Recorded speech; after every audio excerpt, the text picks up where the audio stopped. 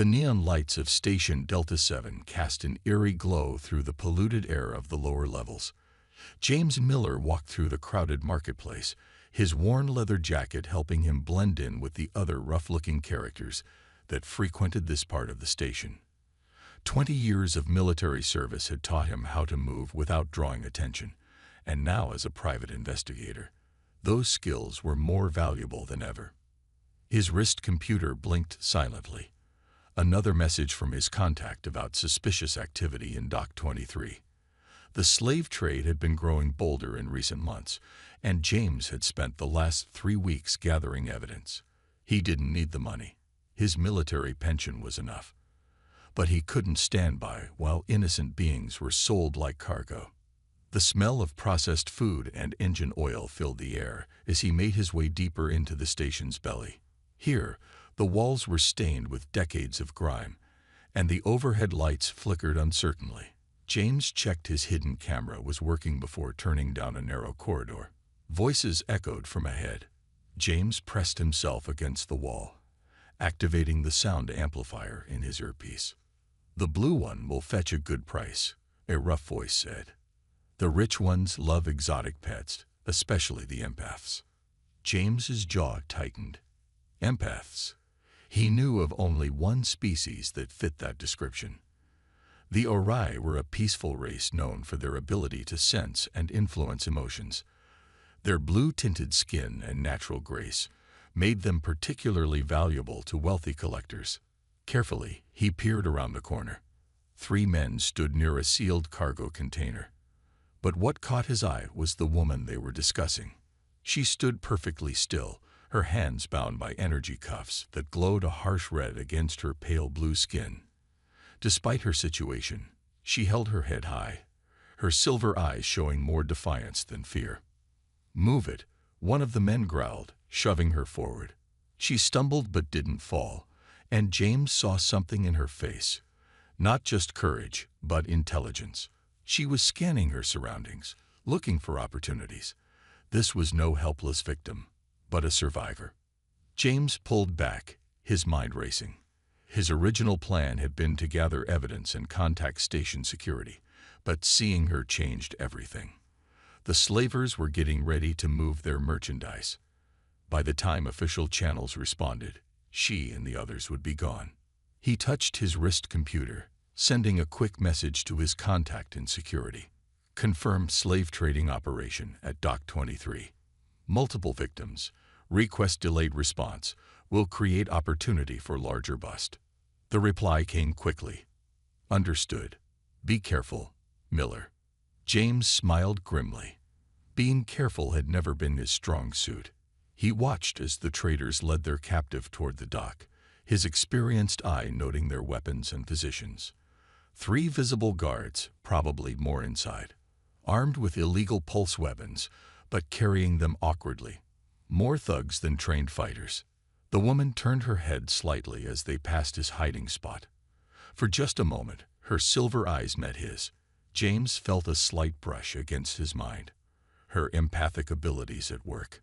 He projected calm and determination, letting her know she wasn't alone. Her eyes widened slightly, but she gave no other sign of having noticed him. Smart. She wouldn't give him away.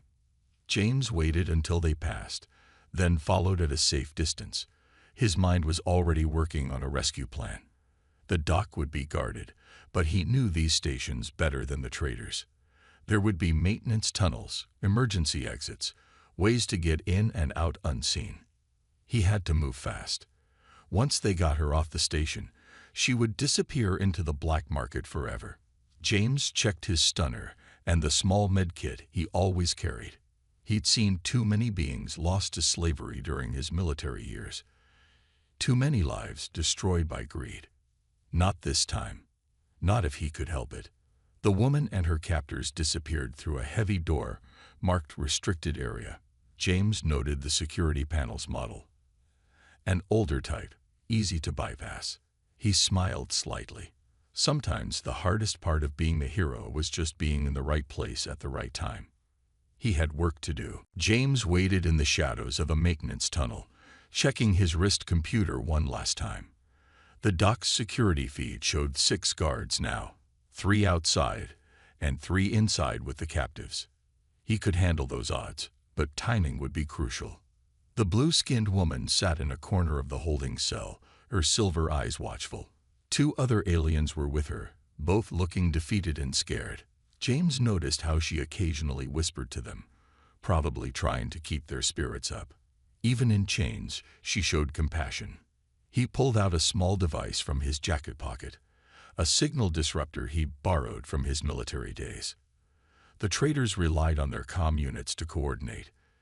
Take those away, add some darkness and confusion, and even 6 guards would have trouble maintaining control. "Showtime," he muttered, pressing the button. The effect was immediate. The dock's lights flickered and died, plunging everything into darkness. Emergency lights cast a dim red glow as confused shouts filled the air. James moved quickly, his years of training taking over. The first guard went down without a sound, caught by a precise stun blast to the chest. The second managed to shout before James's boot connected with his jaw. The third pulled his weapon, but James was already rolling behind a cargo container. "Check the prisoners," someone yelled from inside. Perfect. They were panicking. James reached the door while the remaining guards were distracted. The lock's bypass took seconds. Inside, red emergency lights showed 3 more guards, all facing the wrong direction. They were watching the prisoners instead of the door. Their mistake. 2 quick shots dropped 2 guards. The third spun around, firing wildly. Energy bolts scorched the wall behind James as he dove forward, tackling the man. They hit the ground hard. The guard was bigger, but James had experience. A short struggle ended with the guard unconscious. "Everyone stay calm," James called out, standing slowly. "I'm here to help." The blue-skinned woman stood up, her bound hands raised. "The guards outside will be back soon," she said, her voice steady despite the situation. "And they have a backup power system." James nodded, moving quickly to release her restraints. "I'm James." "Kate," she replied simply, rubbing her wrists as the energy cuffs fell away. Her silver eyes studied him with curious intensity. "You're different from the other humans I've met here." "Let's hope that's a good thing," James said, moving to free the other prisoners. "Can you all walk?" They nodded. The other 2 aliens, a scaled creature and something that looked like a walking plant, stayed close to Kate. James could see why. Even in this crisis, she radiated a calm confidence that was reassuring. Suddenly, Kate stiffened. "They're coming back. Many of them. They're angry and afraid." James handed her a spare stunner. "Ever used one of these?" "No, but I'm a quick learner." She held the weapon with careful determination. "Stay behind me. There's a maintenance tunnel that leads to the lower levels. We can." The main door burst open. Shouts and weapons fire filled the air. James pushed Kate behind a storage container just as energy bolts sizzled past. He returned fire, dropping 1 attacker. To his surprise, Kate leaned out from cover and fired 2. Her shot went wide but forced the attackers back. Not bad for a first-timer. "The other exit," she said between shots. "I can sense fewer guards that way." James didn't question her abilities. They moved as a group, James and Kate providing cover, while leading the other prisoners toward the back exit. More guards appeared, but the confined space worked against them. In the chaos and dim light, it was hard to shoot without hitting their own people. They reached the maintenance tunnel just as the main lights flickered back on. James pressed the emergency seal button, buying them precious minutes as the heavy doors slammed shut. "This way," he said, leading them deeper into the station's maze of service corridors. "I have a safe place, but we need to move fast." Kate helped the others keep up, her natural empathic abilities soothing their panic.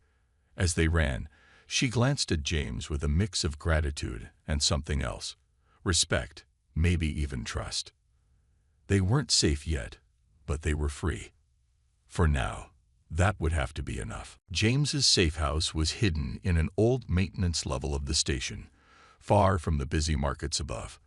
The room wasn't large, but it was secure. Old cargo containers converted into living spaces filled the area, each equipped with basic comforts. He'd helped many people here over the years. Kate sat quietly on a worn couch, wrapped in a blanket, her blue skin looking pale under the soft lights. The other two rescued aliens were resting in separate containers, finally feeling safe enough to sleep. James watched as Kate stared at the cup of warm drink in her hands, lost in thought. "It's just tea," he said softly, sitting in a chair across from her. "Helps with the nerves." She looked up, her silver eyes meeting his. "Thank you. Not just for the tea, for everything." Her voice was stronger now, though still tired. "You risked your life for strangers. That's rare." James shrugged. "Not all humans are like those traders." "I know that now." Kate took a small sip of tea.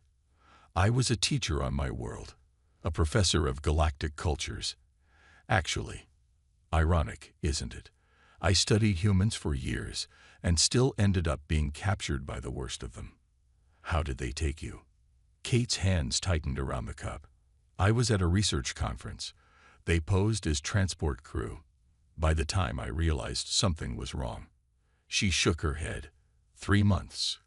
They kept us in dark holds, moved us from ship to ship. Some of us didn't survive." James felt a surge of anger, but kept his voice calm. He knew Kate could sense emotions, and the last thing she needed was more negative feelings around her. "You survived. You stayed strong." "I had to." She set the cup down. "The others needed someone to help them hold on to hope. My people's empathic abilities. Sometimes they're a curse, feeling everyone's fear and pain." She stopped, taking a deep breath. "But sometimes they're a blessing. Like today, when I felt your determination to help us. Your kindness." James stood up and walked to a storage unit, pulling out some clean clothes and basic supplies. "You should get some rest. Bathrooms through there if you want to clean up. These might be a bit big, but they're clean." Kate accepted the items with a grateful nod. "What happens now?" "Now you rest. Tomorrow we'll contact the station authorities. My friend in security will help process asylum requests for all of you. After that." He paused. "Well, that's up to you." "They'll come looking for us," Kate said quietly. "The traders. They don't like losing their merchandise." The last word came out bitter. "Let them come." James's voice was firm. "This station's big, but I know every level, every hidden corner. You're safe here." Kate stood up, the blanket falling from her shoulders. Despite her ordeal, she moved with natural grace. "You're not what I expected, James. In my studies, I learned humans are capable of great cruelty, but also great compassion. I think I understand that better now." She walked to the bathroom, but paused at the door. "I can sense you're tired too. You should rest." James smiled slightly. Hard to hide anything from an empath, huh? "I'm not reading your emotions on purpose," she said quickly. "It's just, they're very clear, very honest." A faint blue tinge appeared on her cheeks. A blush, James realized. "Get some sleep, Kate. We'll figure everything out tomorrow." After she disappeared into the bathroom, James checked the security systems one more time. Multiple sensors, hidden cameras in the corridors, encrypted communications. Nothing was getting near this place without him knowing. He settled into his chair, planning to stay awake and keep watch. But Kate was right. He was tired. The last thing he remembered before drifting off was the sound of running water and a strange feeling of contentment. For the first time in years, his safe house felt less like a hideout and more like a home. Maybe it was Kate's empathic influence, or maybe it was something else entirely. Either way, James slept better that night than he had in a long time. 2 weeks had passed since the rescue. The other aliens had been safely relocated with help from station security, but Kate chose to stay. At first, she said it was because she could help identify other victims. Now, both she and James knew there was more to it than that. James watched as Kate studied the holographic display of the station's markets. Her silver eyes narrowed in concentration, a strand of silvery blue hair falling across her face. She had an uncanny ability to spot suspicious behavior. There, she pointed. That group. They're nervous, trying too hard to look normal. James zoomed in on the figures she indicated. Good catch. Third time this week you've spotted potential traitors. He gave her an impressed look. Your empathic abilities work through video feeds. No, Kate smiled. That's just good observation. Something I learned from a certain human investigator. Their eyes met briefly before both looked away. These moments have been happening more often lately. Small glances, shared smiles, comfortable silences. I've been thinking, James said, shutting down the display. You mentioned wanting to understand more about human culture. There's a food festival in the upper levels today. Real Earth foods, not the processed station stuff. Want to check it out? Kate's face lit up. I'd like that. My research never covered human cuisine, except for something called pizza, which seemed very popular. James laughed, a sound that had become more common since Kate arrived. Well, then you're in for a treat. But first, he walked to a storage unit and pulled out a package. Got you something. Kate opened it carefully. Inside was a dark blue jacket, similar to James's leather one but sized for her. For better blending in, James explained. Plus, it has some built-in protection, just in case. It's perfect, Kate said softly, slipping it on. The jacket fit well, making her look less like a refugee and more like James's partner, which in many ways she had become. They made their way to the upper levels, walking close together through the crowded corridors. James noticed how Kate no longer flinched at sudden movements or loud noises. She was healing, growing stronger. The food festival was busy but not overwhelming. Delicious smells filled the air as vendors offered samples of Earth cuisine. Kate approached each stall with scholarly curiosity, asking questions about ingredients and preparation methods. This is amazing, she said, trying something called chocolate for the first time. Her silver eyes widened at the taste. How do humans get anything done with food this good available? It's a daily struggle, James grinned, watching her enjoyment. Something warm stirred in his chest, something he hadn't felt in a long time. They found a quiet spot overlooking the station's central garden. Artificial sunlight streamed through the dome above, making Kate's blue skin shimmer slightly. James, she said suddenly, I need to tell you something. She turned to face him, her expression serious. I've received a message from my homeworld. They're offering to bring me back, help me recover there. James felt his heart sink, but kept his face neutral. That's good news. When would you leave? I haven't answered them yet. Kate's voice was quiet. I've been trying to understand why I'm hesitating. My empathic abilities help me understand others' feelings, but sometimes my own. She paused, looking down at her hands. Kate, James started, but she shook her head. Let me finish. On my world, I studied different cultures, different species.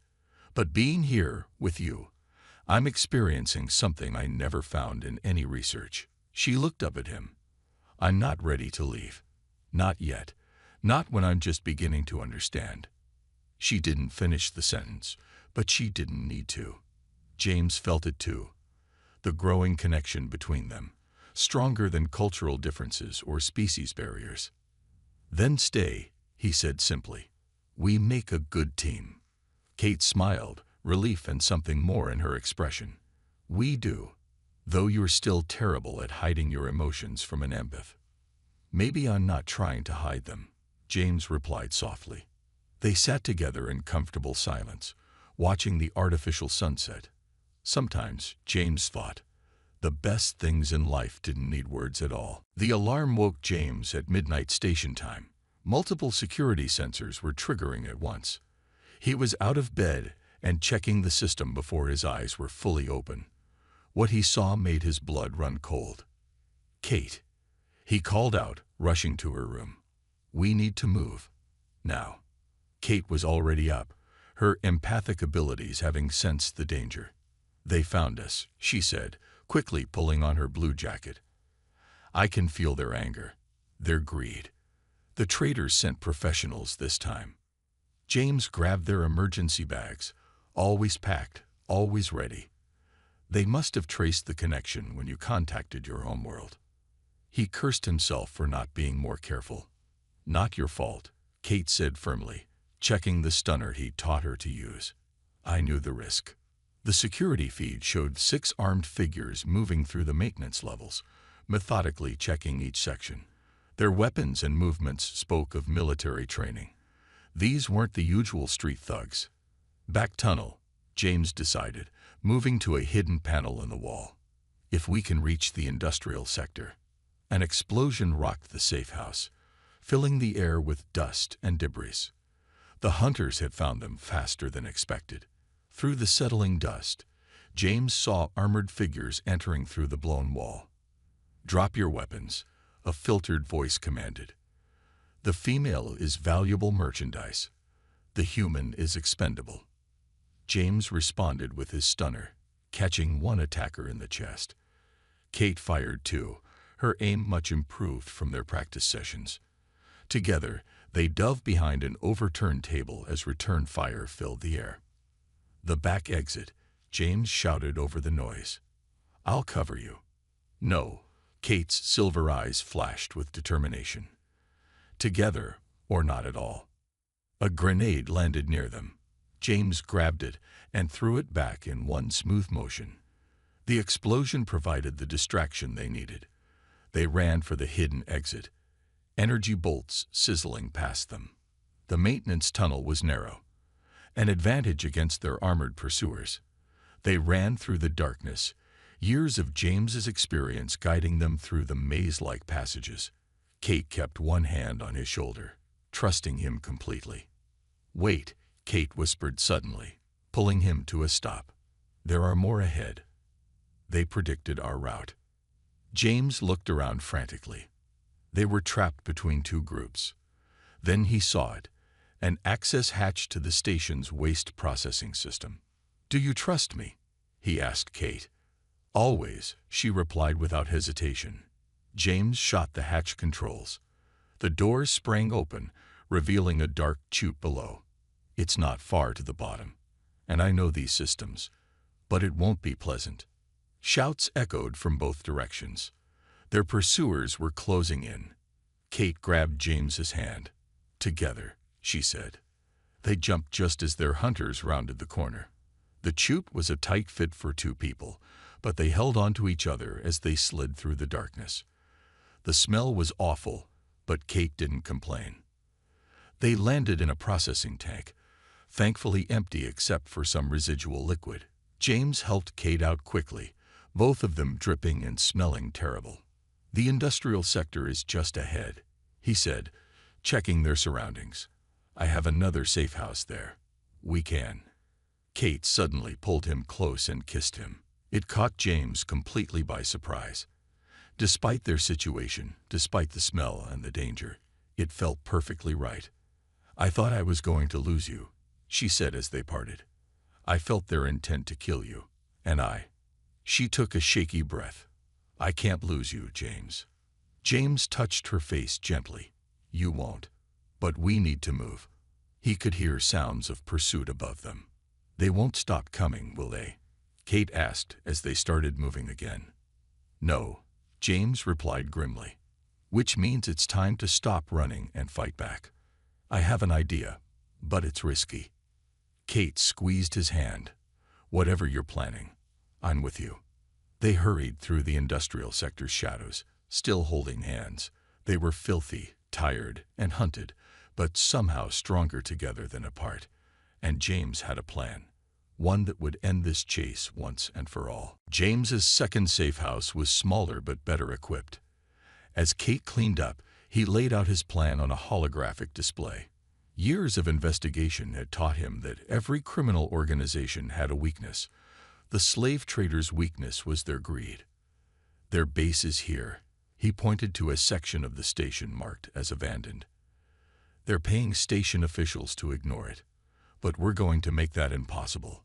Kate, now wearing clean clothes, studied the display. How? By giving them exactly what they want. You. Before Kate could protest, he continued, or rather, what they think is you. He pressed a button, and a holographic image of Kate appeared, perfect in every detail. Latest military-grade holographic technology. Very illegal, very expensive, and very convincing. Understanding dawned in Kate's silver eyes. A trap. Exactly. My contact in security has been gathering evidence for months. We just need to get their leaders in one place, recorded making a deal. James looked at her seriously. But I need your help. Your empathic abilities could warn us if something goes wrong. Kate nodded. I can do better than that. I can project emotions, make them feel overconfident, careless. Not control them, but influence them. You never mentioned that ability before. It's not something my people like to use. She looked down. But for this to stop them from hurting others, I'll do it. The next few hours were busy. James contacted his security ally, who positioned hidden teams around the target area. Kate helped perfect the hologram's movements, making them match her own natural grace. As station night approached, they put their plan in motion. James, disguised as a corrupt dock worker, approached the trader's base with the holographic Kate in restraints. Got something you lost, he called out to the guards, looking to make a deal. The guards were suspicious but greedy. Soon, James was led inside to meet their leaders. Kate, hidden nearby, reached out with her abilities, making them feel assured of their success. 3 figures sat in a dimly lit room, the organization's leaders. James recognized them from his investigations. They looked ordinary, which made their crimes seem even worse. Quite a prize you've brought us, the central figure said, eyeing the holographic Kate. She's caused us quite a lot of trouble. How did you catch her? Found her hiding in the lower levels, James replied. Figured she's worth more to you alive than dead. Indeed. The leader stood up, though her little guardian might object. The ex-military human who's been causing us so much trouble. James felt a warning brush against his mind.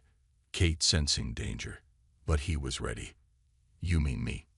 He smiled, pressing a hidden button.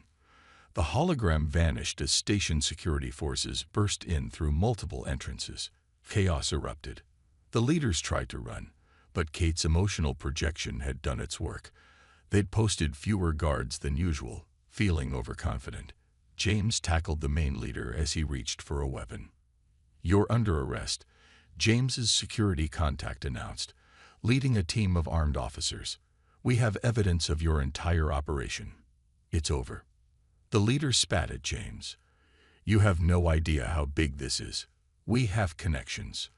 We have recordings of every word you just said, James interrupted, plus financial records, shipping manifests, and witness testimonies.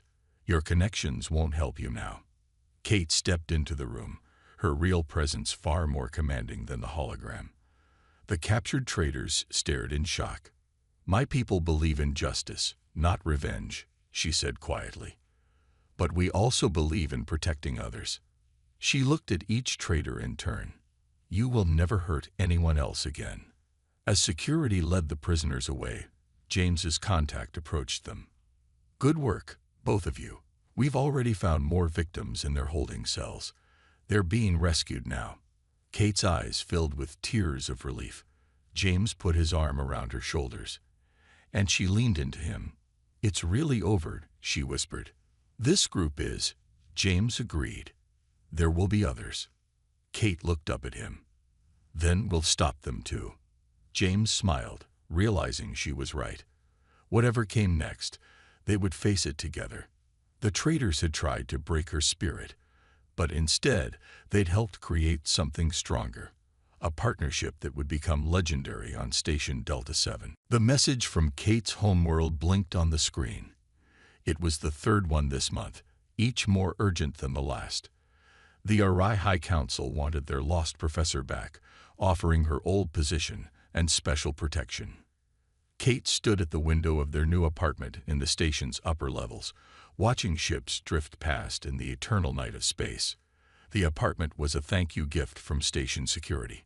Much nicer than James's old safe house, though she sometimes missed the cozy hideout where their story began. James walked up behind her, placing a gentle hand on her shoulder. "You don't have to stay, you know. Your world is safer now that the trading ring is broken." She turned to face him, her silver eyes meeting his.